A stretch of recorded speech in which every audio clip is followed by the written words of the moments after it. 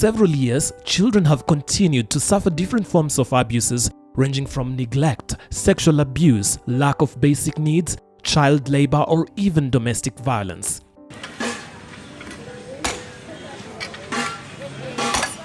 These abuses are either occasioned intentionally or due to natural circumstances beyond the control of duty bearers, such as the case of a family living in abject poverty, hence being unable to fend for their children or ensure they get education.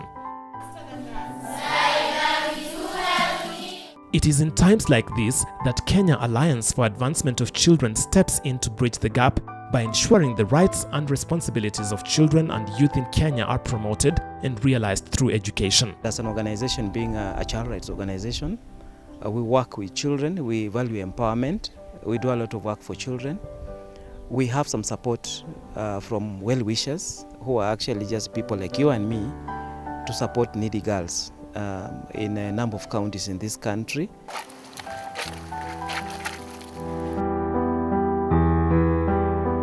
The Kenya Alliance for Advancement of Children is a national umbrella body for NGOs cooperation and exchange of information on children's rights in Kenya, with a membership of over 180 children agencies in Kenya. This organization envisions a society that protects all the rights of children and youth to survive, develop, and participate in all matters concerning them.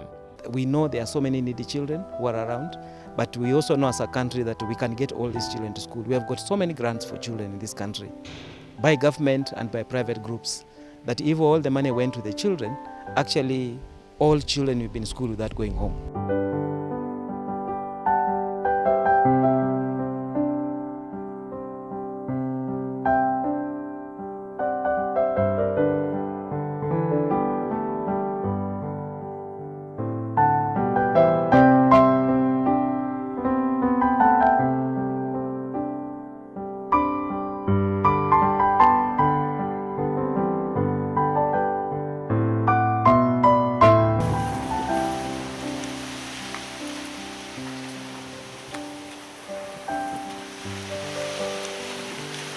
Vivian Akinyi is a 17-year-old orphan from Siaya County who was adopted by well-wishers in Kipkaren Estate within Uasin Gishu County. Mimi penye nimesimama hapa nimekuwa orphan na wazazi wangu waliniacha kama nikiwa mdogo, lakini mzazi mwenye nimeishi na yeye ni mwenye alikuwa tu ananisaidia kwa saizi na bado namuombea tu.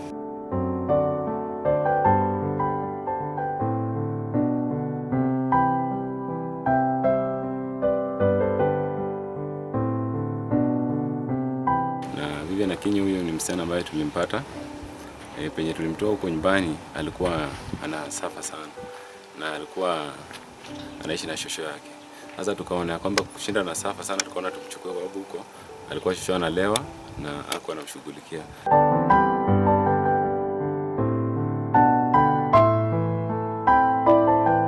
Although the family has been supporting Vivian with the provision of basic needs amidst difficulties, tough economic times have hindered their ability to continue doing so. The family has other members suffering from the condition that is yet to be diagnosed due to lack of funds that will enable them seek for health care.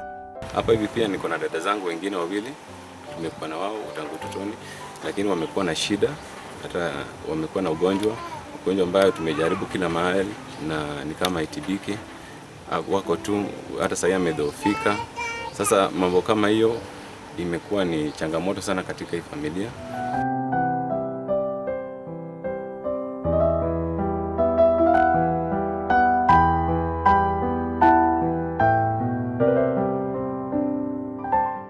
Vivian was forced to drop from school while in Form 3 at Kerotet Girls Secondary School in Uasin Gishu County after the well-wishers who are supporting her, including Kapseret Constituency Development Fund, abruptly cut short their aid. Kwa maisha yangu kwanza nianze high school, nimekuwa nikisaidiwa na watu tofauti.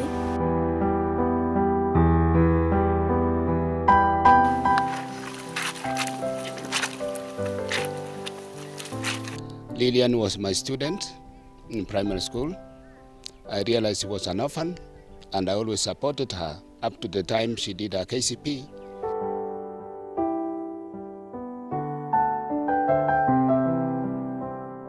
The girl stayed home for several months with her hopes of becoming a soil engineer almost fading away. Nilisoma ya mwisho second term, then third term nikifungua shule last year, principal akanirudisha.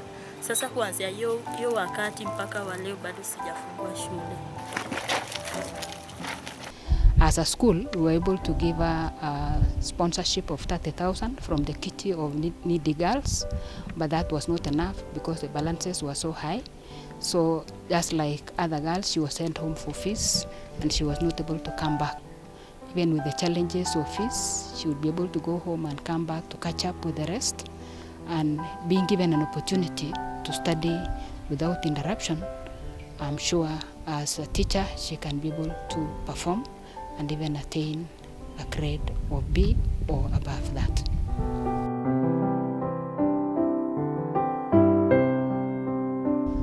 Our education system imagines that we are all the same. We put fees at the same level, yet there are some parents who are better off than others. There are other children like this girl who doesn't have a father or a mother, just living with a guardian, and they still have to be subject to the same amount. Nikimaliza masomo yangu, mimi natamani kuwa engineering wa soil and water.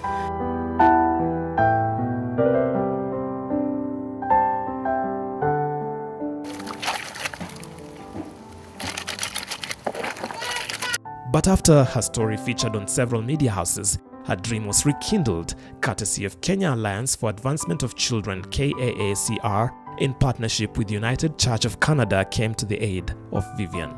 Out of the population of 38 million, 19.6% are children. And right now, if we have a population of 42 million, we are talking about 22 million being actually people below under 18 years, who, if we don't focus on, our economy, no matter how much we do, will not be able to achieve a lot.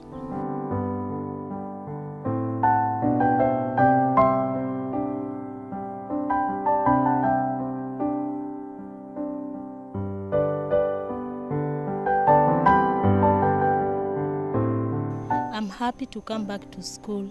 At first, I lost hope and I knew that I will not come back to school.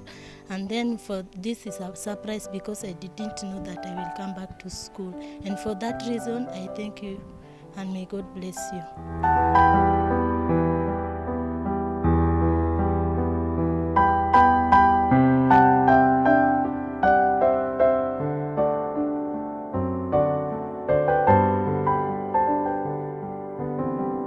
I want to thank the Kenya Alliance and the staff, the director, Mr. Kesa, and the staff who are here for noting down this particular case of Vivian Akinyi and supporting her in terms of payment of fees of 53,554.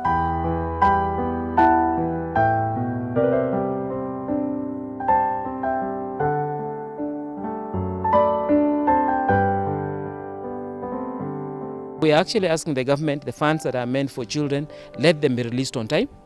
At the same time, the money meant for children, let it actually go to children, not to other sources.